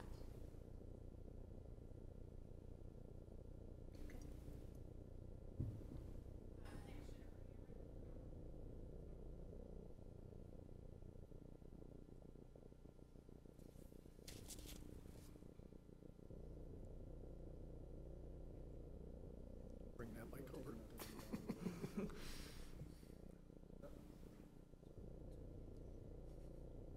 Is that better? Okay. I'm Jennifer Hamrick. I'm with State Employees Credit Union in North Carolina, and we've got about 255 branches all in North Carolina. And we fall into the very relaxed category. We do not screen at all other than for the identity of our members. So we do not employ any credit reporting agencies or check systems analysis. If you have not caused us a loss and want a checking account with us, you're going to get it. Even if you've had a negative history with us, as long as it's been 6 months to a year or so, we're going to put you into our checking account product. So my question really for the panel is, out of my lack of familiarity with this process, what percentage of consumers that make application for a checking account are actually considered a hit in one of these screening databases? And is the majority or minority of those hits due to fraud? It sounded Capital One, if yours is just 1% for fraud, is that typical for the other financial institutions? And then I guess a third question is, of your own institution's account closures, so the accounts that you did make it through and got into your system, do you have a sense of how many of your accounts you're closing due to fraud?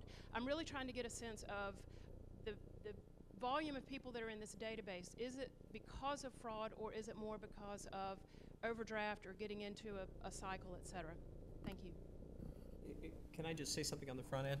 In talking with our members, I can tell you already that the ratio of fraud to abuse, for example, it's incredible, meaning that the percentage of fraud is very, very, very small relative to abuse. So I think that's a pretty common practice in the marketplace, to the extent you have a bank that's going to report both categories, fraud as well as an account closed for cause, but not where an investigation has taken place, but there's been a loss on the account. So I can tell you that already. The ratios may vary a little bit depending on the database, but that's already true in the marketplace today. And so from a KeyBank perspective, we use these scores, and we're not using a bureau score, by the way. We're not pulling a credit bureau. We're using what's called the Insight Retail Banking Score, which is more around your deposit relationship. We use these scores primarily to identify opportunities to cross-sell and create a deeper relationship at the point of sale. Similar to Celia's comment, 78% of our clients pass through that Insight Retail Banking Score. The remaining go to check systems. 98% of those pass that as well. So similar. It's less than 1% are true fraud. But we're using the score as much for the opportunity to expand the relationship beyond just a transaction account as anything. From our credit union standpoint, even our percentage of fraud is even smaller than that, and possibly because we do know our members, if I can borrow from Carol's expression, that we are closer to our members, and so in general, the incidents, and we don't like to call it abuse, because we call them incidents of overdraft, or would be, well, for fraud it's less than 1%. It's like 0.75%. And for other incidents, believe it or not, it's more like 3%. And the reason I think that it is so low, and I hope that would be considered low, and with us serving low to moderate income members, is they're so happy to have a mainstream banking relationship, and it's a full relationship, and they value it, and because of that loyalty and value, I believe that the incident is much lower. And tell Jim Blaine I said hello. I'm happy to share some data from our end, or some rough data at least.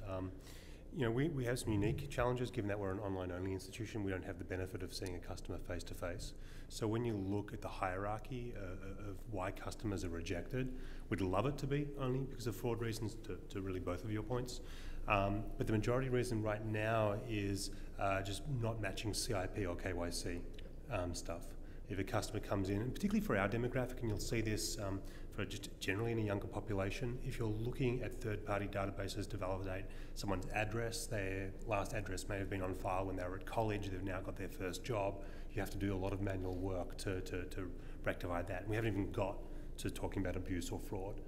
Echoing Stuart's points, when we do see rejections from check systems who we work with through our partner bank, the vast majority of those rejections for abuse flags, which just aren't relevant to us, which is why we're reworking it. Fraud is a very insignificant percentage of rejections.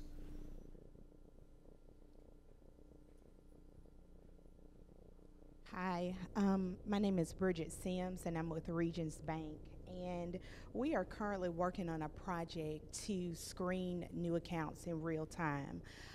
Currently, we do it in a day 2 batch process. And so my question is for those on the panel that open full feature accounts for customers, do you do any turndowns or additional screening after that account is open on that day 2 process?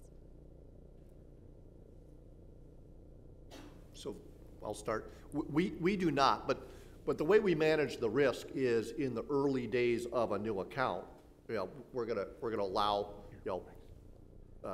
tighter tighter controls on availability to a large deposit, things like that. There are ways to manage the risk of fraud and challenges in the onboarding process through those kinds of controls, as opposed to, oh, gee, on second thought, we need to close this. So it's all done day one. I think I can add on to what Dave is saying. Our primary account opening process happens on day one.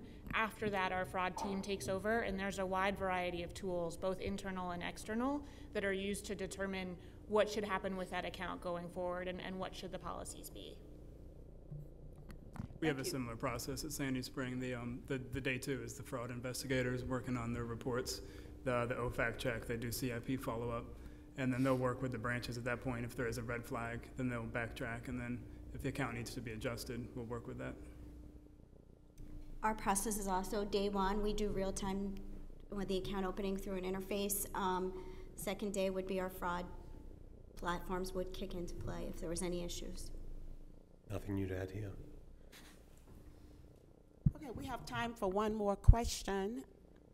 Hi, Carol Wayman with Congressman Keith Ellison. I wanted to go back to what you said about the screening with the lists of government lists around AML and Bank Secrecy Act.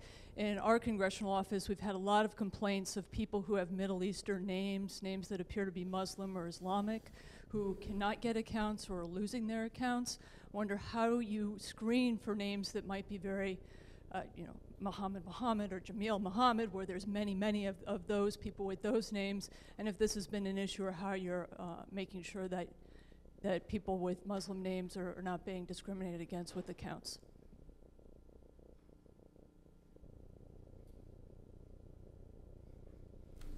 I think one of the reasons the panel is a bit quiet is that you have largely the folks represented who are doing the account opening screen, and typically the OFAC and Bank Secrecy Act screens happen within our compliance department.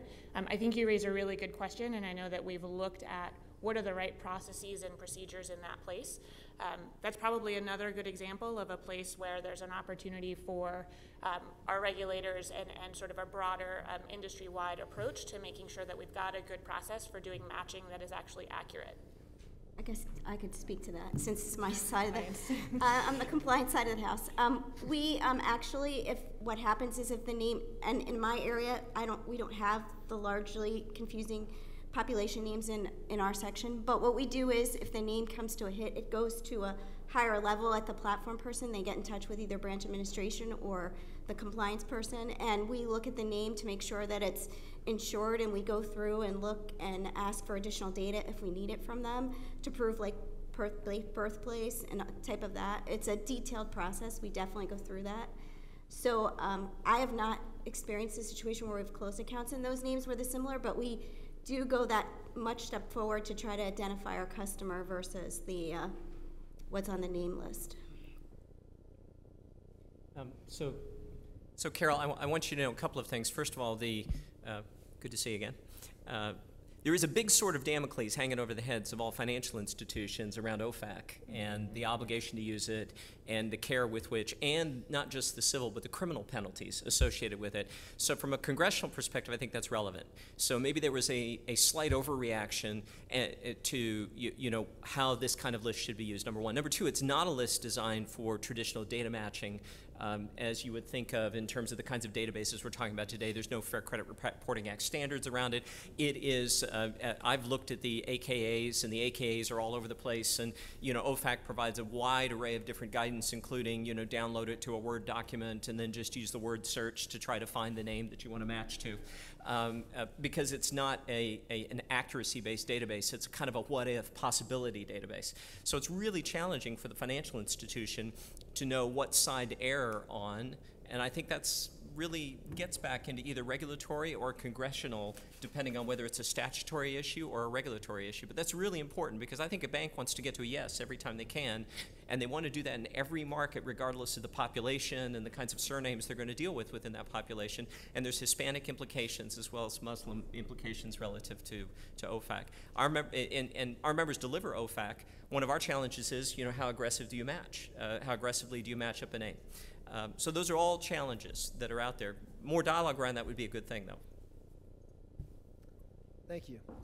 So I want to thank the panelists. That was an excellent discussion. I think we actually heard quite a variety in both approaches to screening, risk tolerances, how screening information is used, and certainly a lot of information about where that information comes from, and some excellent ideas that I think will fuel some of our additional panel conversations and afternoon activities. So please join me in thanking our panelists.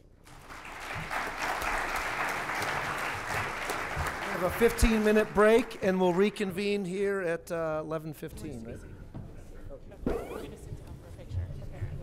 Oh, we're sitting down for a Live picture? stream will be paused until we reconvene.